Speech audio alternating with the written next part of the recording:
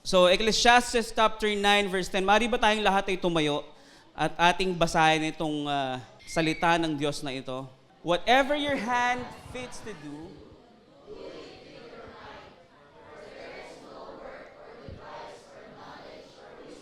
in the grave where you are going. Praise the Lord. Mari po tayong lahat ay maupo na. Whatever your hand finds to do it with your might. Praise the Lord. Heavenly Father, I declare joy and peace today in this place. And may your understanding be with us today in the name of Jesus. Use me mightily. And everybody say, Amen. Amen. So, pinag-usapan namin nung Wednesday is about, sino dito nakakaalala ng mga Wednesday nandito? Clear vision. Alam niyo po ba, sino po dito merong 2020 vision? Swerte naman ni Nico. 2020, wala pang ano yan. Kahit na stigmatism, wala. Pero 2020 yung vision, no? Alam niyo ba kung gaano kasarap sa pakiramdam yung sobrang linaw ng mata mo? Hello? Sino po sa inyo may grado ang mata? Ito. Si Pastor Pao. And okay, si Angeline, meron. Gaano kahirap sa atin pag wala yung salamin na suot-suot nyo? Pag blurred or alam mo na pag parang so lahat ng paligid nakadet, no? Parang bokeh, 'di ba? Naka-bokeh shot lahat, walang malinaw sa iyo pagka wala yung salamin mo, 'di ba? And pag malabo yung mata mo, pag wala yung salamin mo, sa tingin mo kaya mong umuwi ng maayos? Hindi niya kayang pumunta doon sa direction na pupuntahan niya ng safe. Tama? Anong kailangan mo? Kailangan mo ng guide. At ang kailangan mong guide, yung merong 2020 vision para clear. Tama, mali? Nakita na ba kayo ng bulag? Ginagabayan yung kapwa niya bulag? Hindi pa? Pumunta kayo ng Santa Lucia, hanapin niyo yung Ugma massage. Makikita niyo doon, 3 bulag, naggagabayan, papunta doon sa CR. Praise the Lord, kabisado na nila yung papuntang CR, kapakapa na lang. No? 3 sila eh. Sabi ko, wow, galing oh. 3 silang blind man. They guide each other. Kapakapa lang. Pero ang hirap eh, tama?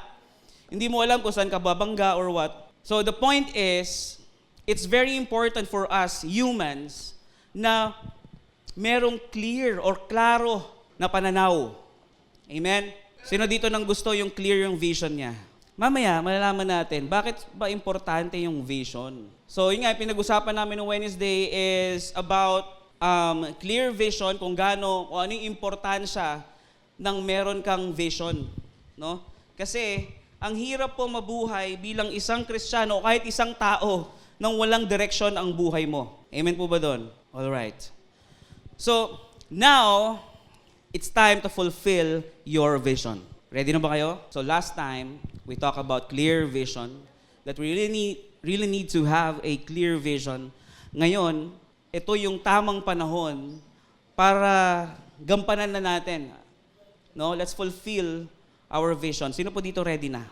Okay, so kanina, binasa natin yung Ecclesiastes chapter 9 verse 10, that whatever your hand finds to do it with your might. For there is no work or device or knowledge or wisdom in the grave where you are going. Sino po dito ang aware siya na ang dulo na pupuntahan natin ay grave or death, physical death.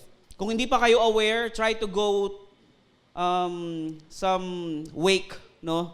Punta kayo sa mga burol, sabi sa Biblia, mas mabuti pa sa tao ang pumunta sa bahay ng mga namatayan kaysa pumunta sa bahay ng may celebration or aliwan. Nakuha natin?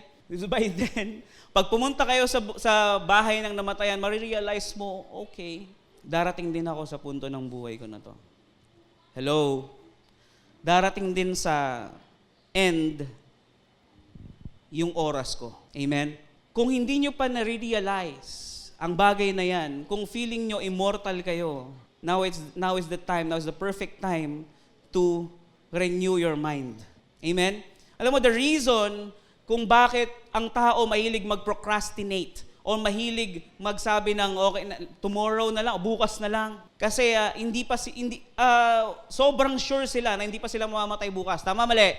Sabi, teach me to number my days. Alam mo kung gaano ka-importante yun? Yung matuto ka na bilangin yung araw mo. When I'm looking at my hand, tinitingnan ko mabuti yung kamay ko. Sabi ko, may mga micro, wrinkles. Di ba? Kasi dati, nung mga 20s ko, pag tinitingnan ko yung kamay ko, smooth eh. Pero ngayon nakikita ko kung ano yung itsura nung kamay nung tatay ko, nung napagmasdan ko, 15 years old ako or, tama ba? 10 years old ako, nakita ko. Ganun eh. Ibig sabihin, nandun na pala ako sa edad ng tatay ko na patapos na yung prime. Di ba? So, medyo nandun na papunta na ng senior. It's very important to number your days. Sobrang importante at ma-realize natin how to number our days. Now, we should know and learn how to steward your fullest potential. Lahat po tayo may kanya-kanyang potential. Sabi mo sa katabi mo, may potential ka. Di ba? And no man in this world ang pwedeng makakita ng potential mo. Tingnan mo, punta ka sa school, di ba? Aral, exam, quiz. May time na bumagsak ka, hindi dahil hindi ka nag-aral, but because you just had a bad day. Di ba? Pero, binigyan ka na ng grade. Na-assess ka na ng teacher mo, bagsak ka. Tama? Anong judgment sa'yo? Wala kang mararating. Tama, mali? And most of the millionaires and billionaires, anong degree hawak? Di ba? Bill Gates, for an instance. And sino pa? Si Henry Siba, si Manny Pacquiao, Mark Zuckerberg. Di ba? Hindi sila graduate, but I don't encourage you to drop, no? And to stop. Ang sinasabi ko lang, walang sino man ang nabubuhay. Walang sino man sa mundo ang pwedeng magsabi kung ano yung full potential mo. Only God who created you. Ang sabi, He holds the master plan of your life. Alam niya yung kaibuturan ng puso mo at kung gaano ka kagaling. Kung may mga tao nagsasabi sa'yo na hanggang dyan ka lang, well, nagkakamali sila. Prove them wrong. Amen? You know what? Alam niyo ba kung anong lugar yung pinakamayamang lugar sa buong mundo? The richest place here on earth is the cemetery. Alam niyo kung bakit? Sabihin niyo hindi or oo. Alam niyo kung bakit? Hindi. Yung sementeryo, yung pinakamayamang lugar dito sa buong mundo kasi nandun sa grave yung mga nasayang na book ideas, yung mga nasayang na business ideas, yung mga nasayang na potential to be an artist, yung mga nasayang na potential of leadership, nandun lahat yun. Hindi lang nailabas kasi doon tayo nabubulag ng best friend natin. Di ba? Sino best friend na iba dito? Huwag na mahiya. Di ba? Doon tayo nabubulag ng kaaway. Na sinasabi niya, pag dumating sa point ng buhay mo, sinasabi mo, I am not worthy. Hindi ikaw yun. Sabi mo sa katabi mo, hindi ikaw yun. Kamaniwala dyan. Nandun lahat sa sementeryo, doon sa 6 feet below the ground. No? Nandun yung original songs na hindi na isulat. Yung sobrang tinding lyrics na hindi na isulat. Nandun yung melody na hindi na i-record. Hello? Tama, mali? Ang daming sayang doon. Sino po dito gustong masayang? Sino po dito gustong magtagumpay? Amen. So today, after this day, mga kapatid, tomorrow, umpisahan natin magtagumpay. No? Pakinggan natin ito mabuti. Lahat ng tanong, itanong mo na. What is my fullest or what is my full potential? What dream have you given to me, no, to pursue? Tanong mo si Lord. 'Di ba? Ano yung sabi ko last time? Give the pressure to God. Ang mali kasi mga kapatid, inaako natin yung pressure wherein God is always there and ready to help us. 'Di ba? Hello? Tanong mo na din, what is really my purpose and my potential? Pag nalaman mo yon, then get busy doing it. Maliwanag po ba? Alam niyo po ba kung ano or kung sino yung pinakamahirap na tao sa mundo? Kanina, nalaman natin yung tungkol doon sa pinakamayamang lugar, di ba, dito sa mundo. Narinig ko nga yun eh. Nag-sharing kami ni Raf dun sa bahay. Sabi niya sa akin, you know, English kasi ito eh. You know, brother, what is the richest place on earth? Nisip naman ako, sabi ko, Forbes. Forbes Park? Hindi. Cemetery. So medyo na-struck ako dun.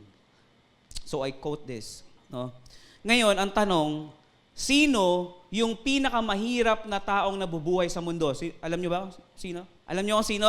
Yung pinakamahirap na tao na nabubuhay sa mundo, maaaring nandito, pero sana wag naman, ay yung walang pangarap, walang vision, walang plano, walang direksyon. Hello? Narinig niyo na ba yung katagang, sawan-sawa na ako sa'yo, wala kang plano, wala kang pangarap sa buhay? Hello? Meron ba? Napapanood natin yan eh, di ba? Sino dito nakapanood yan sa mga telenovela? Yung mga salita or yung mga katagang, Cardo, parang awa mo na. Sawang-sawa na ako sa ganitong buhay. Ikaw, wala kang pangarap sa buhay. Tama, mali? Bakit naging pinakamahirap na taong nabubuhay sa mundo yung mga walang pangarap or yung walang dream, walang vision, walang goal, walang plano? Bakit? Kasi wala silang pag-asa. Tama, mali? I'm teaching today. Okay, nagtuturo po ako ngayon ng prinsipyo. Last Wednesday, shinare ko, nakalimutan kong i-check kung anong pangalan nitong vlogger na to, yung may balbas dito, yung nagtitinda ng sinigang na baka sa Binangonan. Sino yun? Si Chester, di ba? Si Chester yung vlogger. So, nagduel siya sa isang lugar na environment ay walang pangarap, walang direksyon sa buhay. Siya, bago siya magduel doon, di ba sinubukan niya kasi, gusto niya malaman kung anong pakiramdam. Bakit walang nakakaahon sa kahirapan? So sinubukan niya, a social experiment ang ginawa niya. Sinubukan niya magduel doon siya matutulog, doon siya gigising. This person is very well motivated sa buhay. Kaya nga meron siyang mga motivational speech, di ba? And meron siyang vlog na 1 million, road to 1 million pesos yung sinigang na baka niya, di ba? And pinapakita niya sa social media kung magkano kinikita niya, no? So nagduel siya doon para lang malaman kung bakit hindi nakakaahon sa kahirapan ang mga mahihirap. So nagduel siya doon. Ang sabi niya, ito yung pakiramdam niya. Nung nandito ako, naramdaman ko yung pagod at yung kawalan ng pangarap. Sabi niya. At nung nandito ako, nawalan ako ng disiplina. Natutulog ako kung anong oras ko gusto. Gigising ako kung anong oras ko gusto. At yung mga nakakausap ko, pare-parehas ng sinasabi, eto na tayo eh. Hello? Naintindihan nyo? Eto na tayo eh. Pastor, anong kinalaman yan sa praise and worship natin kanina? Papuri sa kataas-taasan. Mamaya malalaman natin kung ano. So, naintindihan nyo? So, malaking factor yung environment na tinatambayan mo. Tell me who your friends are and I will tell you who you are. Merong isang janitor, okay? Merong isang janitor na wala ng trabaho. Ngayon, yung naiipon niya, pinambili niya ng ano bang tawag doon sa golf, ano ba yun? Golf club, no? Pinambili niya ng golf club at mahilig din kasi siyang mag-golf. So natanggal siya sa trabaho niya, mahilig siya mag-golf. Sinubukan niya. Napasama siya sa isang grupo ng mga businessman. Okay, so alam niyo na kung ano nangyari, no? Na-impluwensyahan siya ngayon magnegosyo ng cleaning services. Di ba? And ngayon, isa na siya doon sa pinakamayaman doon sa golf club area nila. Naintindihan? So, kanino mo binababad ang sarili mo, ganun din ang kalalabasan ng karakter mo. Amen ba? Naintindihan mo yon? Di ba? Tama. So, yung pinakamahirap na tao sa balat ng lupa na nabubuhay ngayon ay yung mga walang vision, walang direksyon sa buhay. Once narinig ko na din to na sinabi sa akin, wala akong direksyon sa buhay. Nung sinasabi sa akin yon na wala akong direksyon sa buhay, hindi ko na talaga alam kung anong direksyon ko sa buhay. So wala nga ba talaga akong direksyon sa buhay? Hanggang sa ang Panginoon na ang nangusap sa akin through words, rhema words and logos, that hindi ako yon. Kung may nagsasabi sa iyo ngayon na wala kang mararating at wala kang direksyon sa buhay, sabihin mo sa sarili mo, hindi ako yon. Alam niyo ba kung sino yung pinaka-frustrated? Isa pang tanong, na tao sa mundo? Ang pinaka-frustrated or the most frustrated person alive here on earth is those who doesn't pursue their vision and dream. Di ba? Yung interest lang yung pinapakita nila pero wala silang move na ginagawa. Naintindihan po natin? Sabi, hurt me with the truth, but don't comfort me with lies. Sino po ditong gustong ma-comfort sa pamamagitan ng salita ngayon? Sino naman gustong masaktan ngayong umaga pero matututo mamaya? Kanina, kung maaalala ko, sinabi ni Pastor Nicky, yung mga sakit na nararamdaman natin ay nagiging tool for us to be more strong. That's the thought, di ba? Naintindihan natin? Pag hindi ka nasasaktan at laging masarap sa pakiramdam yung nararanasan mo every day, mag-isip ka na. Kasi there will come a time, isang problema lang, isang pagsubok lang ng buhay, babagsak ka. Again, what doesn't kill you makes you stronger. Amen ba? Kanina nag-post ako, sabi ko, whatever God has placed in your hand to steward, you must do it with all your passion, intelligence, anointing, favor, and might, or it will not happen. Pag hindi mo ginawa ng buong puso't buong lakas mo, yung ipinakita at binigay sa iyo ng Diyos na gawin mo, hindi mangyayari. Hindi sapat yung sinubukan mo lang, I tried naman, pastor eh. Diba? Sinubukan ko naman eh. Pero ipinilit mo ba? Hello? Pag may pinakita sa iyo, nung nakaraan, tinanong ko, pag sinabi ko kay Ralph, this is yours. Anong gagawin mo? Kukunin. Tama? Paano mo kukunin? Tatayo, lalakad, ilang steps.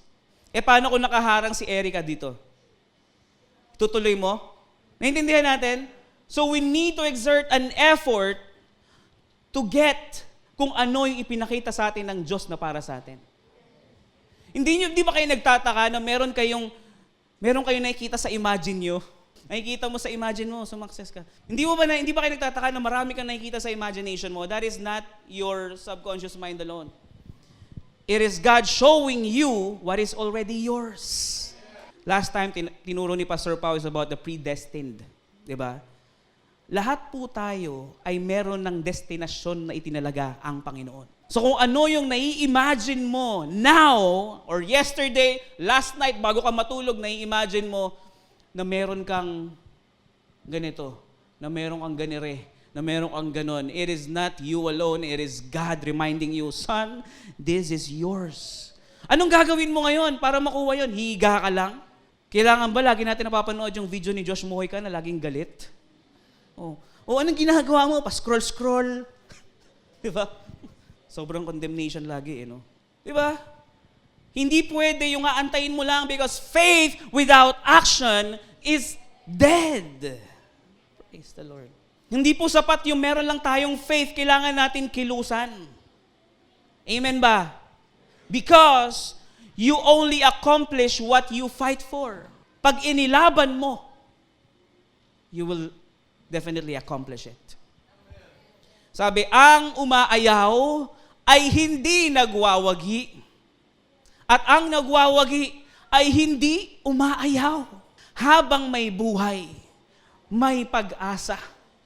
Habang may buhay, may pag-asa.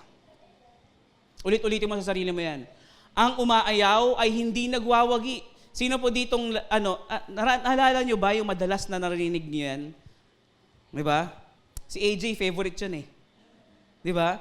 Ang umaayaw ay hindi nagwawagi. May kasama pang pikit. So the point is, if you retract early, wala kang makukuha. Sumuko ka agad eh. Malapit na eh. Sa tingin nyo ba yung mga may doctorate degree, sinukuan agad yon? Hindi eh. Mahirap, pero hindi sinukuan, inilaban. Tama, mali. Wala pong nakukuha ang taong pabago-bago ang isip. If you're only interested in your dream, it will never come to pass. Interesado ka lang eh. Alam mo, parang sa amin, sa sales, no? Pag may binibenta kami, pero nagpakita ng interest yung kliyente, hanggang doon pa lang yon. Tama? Pag interesado ba siya, kanya na agad? Hindi pa eh. Not unless magbayad siya. Paid. Purchased by James. Diba? Pag interesado ka lang, pero hindi ka kumilos to avail that product, hindi pa sa'yo yun. Tama? Pag interesado ka pa lang doon sa pangarap mo, pero hindi mo kinikilusan, hindi yun darating sa'yo. Pastor, paano yung faith? Yun nga yung faith eh. Ipinakita sa'yo ng Diyos kung ano yung makukuha mo doon sa vision na meron ka. At naniniwala ka na pagka kinilusan ko to, makukuha ko yun. That's faith. Diba? Hindi tayo tinuturuan maging tamad ng faith, mga kapatid. Faith is the substance of things we hope for. We hope for. Nakita ni Ralph kanina. Diba? Anong pag-asa mo? Nung nakita mo to, you are hoping that it is already yours. Tama? Magdadalawang isip pa ba siya? Sinabi ko na sa kanya, Ralph, sa'yo na to. Papalit na ako iPhone 16 eh. So, sa'yo na to. Tama, mali? Umaasa na siya. Pero walang kwenta yung pag-asang meron siya kung hindi siya kikilos. Hallelujah. Sana nakuha niyo. Well, hindi siya magiging madali. No? Hindi po to smooth sailing lang lagi. Hello? Makinig po kayo mabuti. The scriptures also implies that if you put your hands on something, you will feel resistance. Tama? May resistance yun. Pag naramdaman mo may resistance, pero alam mong sa'yo yun, bibitawan mo ba? Naintindihan po natin? May weight to eh. Tama? Hindi pwedeng parang air lang yung hinahawakan mo. Hallelujah. If you are predestined, well, destiny demands diligence. Destined ka na nga. You are destined to reign with Christ. And you are destined to reign in this life. Sabi mo sa katabi mo, you are destined to reign. Ang sabi niya, we should be the head and not the tail. You are destined to be successful in this life. Sabi mo sa katabi mo, you are destined to be successful in this life. But, destiny demands diligence. Sabi din ng Panginoon, those who are diligently seek me. Yun lang yung mga nagtatagumpay talaga. So sabihin mo sa sarili mo, I need to be diligent. Simula ngayon, maging diligent ka. No? Maging consistent ka sa lahat ng ginagawa mo. No, wag lang doon sa mga vices. Kailangan natin tanggalin lahat ng hindi maganda sa buhay. Amen? Naintindihan po natin? Para maipanganak yung vision or yung plano ng Diyos sa buhay mo o yung gusto, yung itinakda, yung destined to be you, no? You need to put your heart doon sa vision na meron ka. Amen? Nagkakaroon ng linaw ang lahat pagka kumikilos ka ng ayon doon sa vision na binigay sa'yo at sa purpose na binigay sa'yo. Again, paano mo malalaman yung vision? Isang key para malaman mo yung vision is hindi ka sa nagiging OC, pero nagkakaroon ka ng struggle pag meron kang nakikitang isang bagay na hindi nagagawa ng tama. Ibig sabihin, you are called to do that. Tama, mali. Kaya nga yung iba, sinasabi, merong halimbawa si Raan. Nakita niya, Pastor, ang dumi po ng sahig, trabaho po ni Bronson yan. Nakita mo na eh. Gawin mo na. Tama, mali. Hello? Siya yung nakakita, siya yung nakapansin. Ibig sabihin, nagkakaroon siya ng burden towards that thing. Ang dumi! Alam niyo yung asawa ko, pag nagpunta yan sa isang lugar na parang madumi, nababurden siya. Ibig sabihin, ang calling niya ay maging tagalinis. Maybe magtatayo siya ng cleaning services, di ba? Agency. Pwede, no? Inis na inis yan pag hindi malinis yung isang lugar. Kaya nga kung gusto niyo maging malinis yung bahay niyo, tawagan niyo lang yung asawa ko. One call away. Naintindihan natin? Mami, pero namote ko na yung cleaning services mo. Di ba? Alam niyo ba kung gaano kasikip sa dibdib? Pag yung nakikita mo, hindi naaayos. Hello? Ano ba naman yan? Yung coach hindi mo lang malinis. So, gaya ng sakyan ko ngayon, sobrang dumi. Di ba? Nakita mo na, linisin mo na. So, doon mo malalaman at doon mo matatagpuan vision mo. Isa sa susi para matagpuan mo yung vision mo. Hallelujah. Well, mga kapatid, alam nyo ba yung deep calling unto deep? Alam nyo yun? Yung deep calling unto deep, yung naramdaman mo tapos parang yung urgency mo to do that, is pumapalo na ng 110%. Di ba? Because we also need to have the, what you called, responsible urge. Lahat po tayo, mga kapatid, merong responsible urge. Hindi nyo ba napapansin? Lahat ng tao makakausap mo, merong responsibilidad. Tama? Di ba? So, ibig sabihin, lahat tayo, merong urgency to be responsible on something. Tama?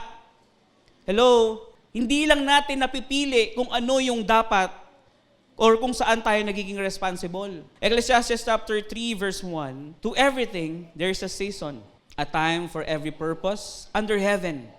I have seen the burden God has laid on the human race. In everything, there's a season, there's a time for everything. So, God, mga kapatid, is placing a responsible urge in our hearts. Marami ako na-encounter na ganyan tao. Yung hindi naman niya dapat pinapakialaman, pero yung urgency niya to do and to help, grabe. Hello? Di ba? Minsan nga kahit hindi na hinihingi yung tulong mo eh. Nagbabat in ka kasi andun yung urgency mo eh. Nababurden ka. Hello? Wait. Pwede akong mag-suggest? Or can I help you? Can I offer some help? Kasi andun yung urgency mo eh. Tama? Last time, pinag-usapan natin yung the vision of love. Di ba? Yung vision of love. Na hindi po pwede na joy lang ang meron ka, hindi pwedeng peace lang meron ka, pero wala kang love. Kahit anong galing mo, kahit anong talino mo, but if you don't have love, wala pa rin yun. Amen? Tingnan natin yung Ecclesiastes chapter 3, verse 10. Sabi niya, He has made everything beautiful in its time. Well, the word beautiful is the Greek word kairos. Okay? Para maintindihan po natin. Ibig sabihin, perfect timing. Naintindihan po? Same word din yung term as the gate called beautiful in Acts chapter 3 verse 2, kung babalikan na yun. So, ibig sabihin, mga kapatid, pag ang Diyos ang kumilos, pag nakita mo perfect yung isang bagay, perfect timing, how beautiful it is. Amen? Sinishare ko sa kanya, ang sabi ko, ang problema sa tao, ang laging hinihingi, milagro. It doesn't work that way. Hello? Hindi mo pwedeng laging hingin ang milagro sa Panginoon. Ay, hallelujah. Siguro lahat kayo laging humingi ng milagro sa buhay. Yung kakainin nyo na lang kinabukasan, hingi nyo pa, Lord, please, bigyan mo ako ng milagro. Magbigay ka ng isda dito. Alam mo, merong test of faith na tinatawag. Yung ginawa mo na lahat, kinilusan mo naman, pero wala pa rin test of faith. No? And God is so just, di ba? God is so faithful and just na kahit na despite of ginawa mo na lahat at wala pa rin, He will provide for you. Kaya huwag kang matakot na gawin ang lahat tapos at the end of the day, parang wala pa rin. Sinusubukan lang ng Diyos yung authenticity mo. Di ba? That is a test of authenticity. Hello? Bakit? Lahat po tayo nilikha ng Diyos based on your function. Meron tayong function. That's very natural. Di ba? Alam ko, itinuro ko na to noon eh. So we need to function, we need to work according to our purpose and calling. Di ba? Pero mga kapatid, madaming temptations. Tandaan natin, maraming temptations para sa shortcut. Okay? Tandaan din natin to, if you are chasing for money, the money will run after you. Because it doesn't work that way. You need to do and serve your purpose first, money will follow you. Hallelujah. If you are called to be a teacher, then do it with all your might. If you are called to be an engineer, do it with all your might. If you are called to be a financial advisor, do it with all your might. If you are called to be a manager, do it with all your might. Kung tinawag ka sa sales, do it with all your might. Diba? Benta. Bumenta ka ng bumenta. Hallelujah. Kaya mo yan. Praise the Lord. Now, tignan natin itong mga seasons, mga kapatid. Sa buhay natin, meron tayong different season or phases na pinagdadaanan. First season is the dependency. No? The season of dependency, where you depend on outside and eternal help. No? Yung nakadepende pa tayo sa mga magulang natin, di ba? Sa mga kapatid natin, nakadepende pa tayo. That's your season of dependency. Kung nasa season ka ng dependency, walang sino man ang pwedeng magsabi na umaasa ka lang naman. Asa ka lang eh. Di ba? But, that's just a season. Ibig sabihin, pag sinabi mong season, may katapusan. Tama? Hindi forever ang isang season.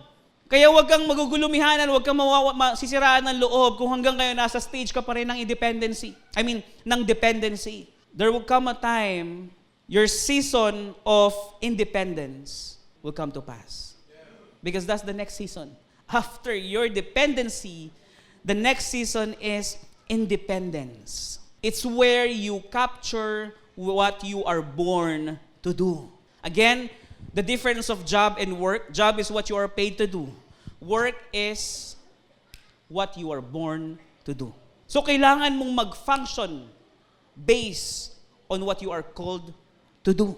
Narinig nyo na ba yung mga, ako, madalas ko ito naririnig eh. Yung trabaho na ginagawa ko ngayon is not actually a job. I am working now. Kahit business yon, they're working. Kasi I'm doing it with passion. Passion ko to eh. Di ba? Kaya nga, halimbawa, yung kapatid ko, minsan ko lang to mamimension. Kasi nakita ko talaga sa kanya na sinusunod niya yung passion niya, nasa track talaga siya. Kaya sinusuportahan siya ng mga magulang ko. Nakakaiyak. Yung mga magulang ko talaga sinusuportahan si Gab. Di ba? Si Gab, meron siyang gusto talaga eh. Meron siyang passion. At naniniwala ko, nakita niya na yon. Tama? And kahit anong discouragement ang gawin namin sa kanya, hindi siya nadi-discourage. Sinasabi ko sa kanya, Gab, pag-graduate mo, maging mananahi ka lang ng ano. Pero hindi siya nagpapatinag doon. Kasi alam niya kung ano yung potential niya. Praise the Lord. Palakpakan niyo naman ang Panginoon doon. Hallelujah. And the third season is interdependence. No, this is where you are so free that you give your dream to other people. Di ba? Actually, you can pass your vision. No, para at least matuto din naman yung ibang tao. Tama? Di ba may mga motivational speaker kayo naririnig?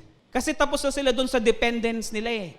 Nandun na sila sa point nasa season na sila ng interdependence. Yung sinishare na nila, yung experiences nila para magtagumpay sa buhay. Di ba, praise the Lord, may mga taong ganon? Tama, mali? Hello? Ano yung una? The season of dependency. Pangalawa, the season of independence. Pangatlo, the season of interdependence. You are passing your vision, your dreams, your strategy. Di ba? We are leaving a legacy. Tama? Because the next season and the last season is, guess what? Season of death. Ibig sabihin, walang permanente sa mundo.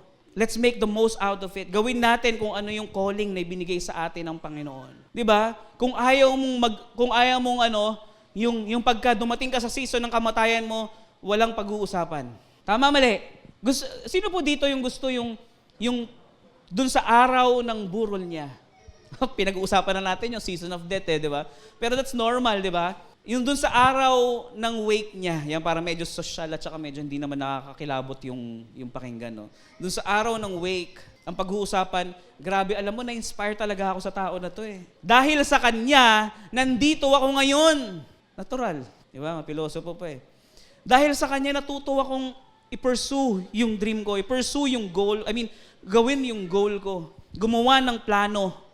Naintindihan natin? Maraming beses kang babagsak, pero maraming beses ka ring tatayo. Praise the Lord. Ecclesiastes chapter 3 verse 11. He has also set eternity in the human heart, yet no one can fathom what God has done from beginning to end. So kung hindi natin kayang abutin yun, mga kapatid, alam naman natin nag-set na ang Lord ng eternity sa puso natin. No? So hindi na nga natin alam yung mangyayari bukas. Bakit hindi mo pagawin yung best mo today? Diba? Always make an extra mile. Alam mo mga kapatid, pag nasanay ka na matutulog ka isang gabi na hindi mo tinatanong yung sarili mo, nagawa ko ba yung best ko ngayon? Nagawa ko ba yung lahat para ma-fulfill yung potential ko? Because we are building. Tama? You need to BYD. Alam niyo yan? Build your dream. See Lion 6. Hallelujah. Walang pwedeng magbigay ng dream sa'yo. No man can input a dream sa buhay mo. Ang Diyos lang. Dahil pag nakinig ka doon sa sinabi ng katabi mo, na ito dapat, ganito ka dapat. Suggestion pwede. Pero kung ipipilit mo yung suggestion, yung sinasabi nung katabi mo sa'yo, mafa-frustrate ka lang. Because we really need to ask the Lord, ano ba talaga, Lord, ang purpose ko? Amen? Hallelujah. Until you set your attention, passion, and focus on living out your dream or vision, you will have frustrated life. So we need to put our attention and passion dun sa vision at calling na binigay sa atin ng Panginoon. Amen po ba? Proverbs chapter 19 verse 21. Alam natin to lahat. Many are the plans in man's heart, but is the Lord purpose that prevails.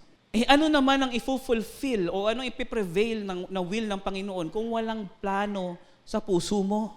Di ba? Hello? Nakita niya blanco. I, the Lord, sabi niya, search the heart and examine the mind. Naintindihan niyo, mga kapatid? Ibig sabihin, kailangan may makita ang Diyos sa iyo. Some plans how to do and how to pursue the vision na ibinigay sa iyo. Kailangan meron ka nun. But His will always prevail. Di ba? May plano ka. Wow, praise the Lord. Di ba? Ang Diyos natutuwa sa mga taong may plano. But yet, meron siyang perfect, no? May something perfect siya in mind na yun ang gagawin niya sa buhay mo. Hello? Hello? Ano ba to? So may mga detour na mangyayari, but in the end, doon pa rin papunta yon sa success. Hello? Sino po ditong gusto maging successful sa buhay? Jeremiah chapter 29 verse 11. For I know the plans I have for you, plans to prosper you, declares the Lord. No? Plans to give you hope and a future. Alam ng Diyos eh. So kanino ka mananangan? Siyempre, dun sa may hawak ng plano sa buhay mo. Di ba? Plans to prosper you, to give you hope, di ba? And a future. Dun ka. Walang sino man dito ang makakapagsabi niyan sa'yo dahil hindi nila kayang garantiyahan yan. Pero ang Diyos, ginagaranti niya or ginagarantihan niya sa atin that you are in a safe hand. Mabilis lang to. I have 3 points. The left, the middle, and the right. You must have clear and defined vision. Alright? So para ma-fulfill natin yung dreams o yung vision na meron tayo, yung binigay sa atin ng Diyos na calling, we must have a clear and defined vision. Where there is no vision, the people perish. Amen? So in other words, pag walang vision, sabi ko nung Wednesday, nawawala yung disiplina ng tao. Nawawala ng sense of discipline. Tama?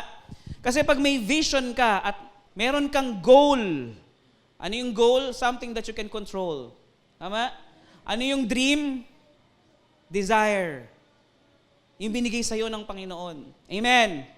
Sabi, delight yourself unto the Lord and He will give you the desires of your heart. Hello? Ibig sabihin ba na, hanapin ko lang kaligayahan ko sa Kanya, tapos yung desire ko ganito, gusto ko maraming ganito, ganyan. Di ba? Bibigyan niya sa akin yun? Hindi. Kung pag-aaralan nyo mabuti, kung may meditate nyo, sabi niya, delight yourself unto the Lord and He will give you the desires of your heart. Siya ang maglalagay ng desires sa puso mo. Kung ano ang dapat mong desire. So, vision produces discipline. Pag may vision ka, may goal ka, nagkakaroon ka ng disiplina.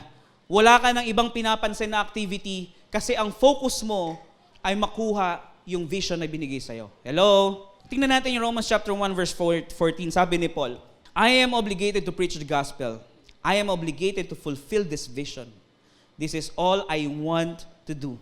I was born to preach to the Gentiles. Buti pa siya alam niya yung purpose niya. Di ba? Sabi niya, I am obligated to fulfill this vision. This is all I want to do. Ito lang gusto kong gawin. Kasi ito yung purpose ko eh. Tama? Hallelujah. Number 2, to fulfill your dreams, you need to have passion. Sabi mo sa katabi mo, kailangan mo ng passion. Praise be to God. Kanina yung kinakanta natin, King Forever. Papuri sa kataas-taasan, di ba? Papuri sa kataas-taasan, papuri sa aking tagapagligtas. Bakit? Because of the word of the kingdom, mga kapatid, na iligtas tayo doon sa poverty mentality. Hello? And doon sa eternal death. Praise the Lord. Sino po sa inyo ang masaya doon? Di ba? Masaya ba kayo na kayo ay naligtas? Praise the Lord. Sabi mo ulit sa katabi mo, you got to have passion. Alam mo kung bakit? Because passion is a desire that is stronger than death. Pagka may passion ka, ang nasa isip mo, gagawin ko ang lahat, tatawirin ko ang dagat, aabutin ko ang bituin, maabot ka lang. Tama? Kasi very passionate ka eh. Success is very predictable. Failure is also predictable. So ngayon pa lang mga kapatid, huwag nyo naman ipakita sana sa atin, sa mga tao na nandito ngayon, that you will be a failure tomorrow. Dahil hindi kayo nakikinig ngayon. If you want to be successful, then listen. Ito, sermon na to. Diba? Gusto mo maging successful pero ayaw mong makinig, ayaw mong matuto. Diba? Ano ka, konde? Gusto mo ng instant lagi? Pagka nag-fail ka, sisisihin mo Panginoon, hindi ka nga nakikinig eh. Ayaw mo nga matuto, ayaw mo magpaturo eh. Tapos at the end of the day, pag nag-fail ka, sabi mo, ginawa mo naman lahat, ginawa mo naman ganito. Ginagawa mo ba out of passion? Ginagawa mo ba dahil may vision ng Panginoon sa'yo? Ginagawa mo ba yan dahil yan ang pinakita ng Diyos sa'yo? Ginagawa mo ba yan dahil may calling ka dyan? At the end of the day, sisihin mo, Panginoon, Lord, ginawa ko naman lahat eh. Bakit ganito pa rin buhay ko? Kasi anak, nung nagtuturo si Pastor Lucky, labas ka ng labas. Hallelujah kayo. Romans chapter 1 verse 15. Let's be like this. I am so eager to do what God has called me to do. He first said, I am obligated. Then he said, I am eager. I am motivated. I've got the passion. Amen? So kung ano lang yung ibinigay ng Diyos sa iyo to do, yun lang gawin mo. Amen? Kung tinawag ka to be a businessman, gawin mo. 'Di ba? Ang hirap naman kung lahat tayo negosyante na, wala na empleyado. 'Di ba? Hindi usapan dito na malaki pera mo, malaki kita mo. Sige, sabihin na natin na abot mo na lahat. 'Di ba? Nagkaroon ka na ng Rolls Royce, may payong, kaya ako binili yan kasi may payong. Binili ko lang to kasi dahil sa payong. Oh, grabe, no? Payong lang, ang mahal. Di ba? Sige, meron ka na nun. Meron ka ng Tundra. Meron ka ng, ay, hallelujah. Lahat ng pangarap na sasakyan nandun sa kanya. Tapos nung nanghingi tayo ng donation, 5,000 binigay. Ay, hindi pala. Sa basketball lang pala yun. Doon lang sa basketball. Praise the Lord. Hallelujah. Nakuha po natin, anong sense na nakuha mo na lahat ng bagay pero hindi mo ginawa yung pagkakatawag sa iyo ng Diyos? Amen? Kung gusto mo lang makakuha kung gusto mo lang maabot yung richness and fame, ang dali niyan. Sama mo ng onting illegal, tapos yan. Tama, mali. Di ba? Di ba nasa meme yan? Gusto mo ng ganito? Magtrabaho ka. Pero sama mo ng onting illegal. Pero hindi ko ina-encourage siya na, praise the Lord. A person with passion is energized. Tandaan natin ito mga kapatid. A person who finds their purpose and people and steps into passion is unstoppable. Tandaan niyo po yan. Pagka nagkaroon na kayo ng passion sa puso niyo at alam niyo na kung anong ginagawa niyo from the Lord, you are unstoppable. Walang kahit sino makakapigil sa'yo. Ang liit ng kinikita mo dyan eh. So what? This is my calling. Amen? Dito ka dapat ganito gawin mo para malaki kita mo. Hindi po usapan dito kita, eventually naman tayo lahat ay mamamatay. Sabi mo sa katabi mo, mamamatay ka rin. Amen ba? So, huwag niyong sayangin yung energy niyo sa paggawa ng hindi niyo naman calling. Malalaman niyo naman yan eh. Ano yung sabi ko kanina, pag nagkaroon kayo ng burden sa isang bagay, dahil hindi naayos o nagagawa na mabuti, ibig sabihin, you have some calling for that thing. Hallelujah. Praise the Lord. Natututo po ba tayo? Pangatlo and last mga kapatid, you must have a clear plan. Kailangan may plano. Amen? Proverbs chapter 16 verse 1, the preparations, plans of the heart belong to man. Yung sinabi ko kanina, ibang version lang, no? But the answer of the tongue is from the Lord. A man's heart plans his way, but the Lord directs his steps. Alam niyo mga kapatid sa amin, sa sales, no? Yung mga manager, lagi nagtatanong nasa ng pipeline mo. Kasi gusto makita ng manager kung Meron ka bang plano para makabenta ka? Tama, mali? So pag wala kang pipeline, wala kang planong bumenta. Nandun ka lang para umalawans. Di ba? Huwag tayong mga allowance. Well, hindi naman sales to, no? Bahala na yung mga nasa sales dito. Pero that's the thing, mga kapatid. Meron tayo dapat plano. Para na sa ganon, ang Diyos, alam niya kung saan niya tayo i-guide. Amen? Hallelujah. Sino po dito ang may natutunan ngayong umaga? If you want to be unstoppable sa buhay na ito, you need to have what? Ano yung first? Clear vision.